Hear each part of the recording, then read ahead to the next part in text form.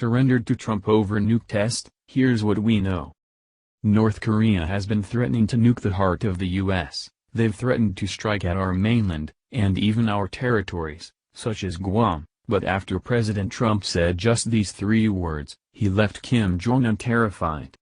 The mini-monster has been pushing the limit ever Trump got in office, because he's been used to the past 20 years of presidential pandering. Bill Clinton pandered to him in the 1990s by giving him $5 billion in an energy deal that North Korea used to drastically further their nuclear research. The Bush administration did very little to prevent North Korean officials from building a nuclear weapon, and Obama, as usual, issued a bunch of hollow threats. So when Donald Trump entered the Oval Office, it seems that Kim Jong-un didn't keep up. He thought that nothing would change. Unfortunately for him, Trump has been ruling our foreign policy with an iron fist.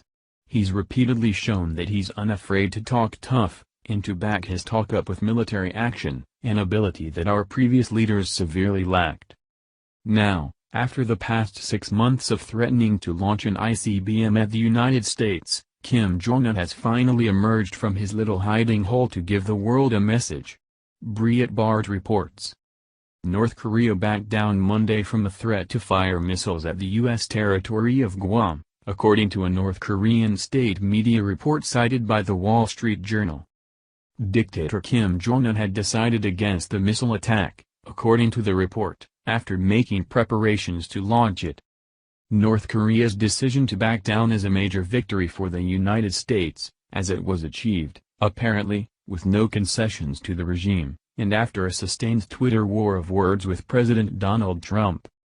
North Korean state-controlled media framed the whole move as a strategic ploy, and made themselves sound vastly superior to the United States, according to Breitbart.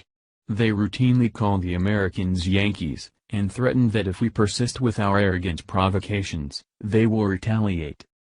We all know the truth, though. Kim Jong-un is absolutely terrified that Donald Trump will rain down fire and fury on his country, a threat that is not hollow. Trump was massively criticized by both traitorous rhinos and lying liberals alike for his harsh words against North Korea. Trump was roundly criticized by politicians from both parties and by the media for his responses to North Korean intercontinental ballistic missile (ICBM) launches, and to news that the regime could miniaturize a nuclear warhead. Trump threatened fire and fury and declared that U.S. military plans were locked and loaded. His critics, including former Obama administration National Security Advisor Susan Rice, accused him of escalating the situation. Rice even suggested appeasement. We can, if we must, tolerate nuclear weapons in North Korea. Yet, it seems that Trump's fire and fury threat worked. I doubt we'll hear a single word about this on CNN today, as they'll be too busy pushing their fake narrative that Trump is making reckless military decisions, when in reality he just saved us from one of the biggest nuclear threats of this decade. Thank you for watching this video. What do you think about this? Share this on Facebook and Twitter along with your comments.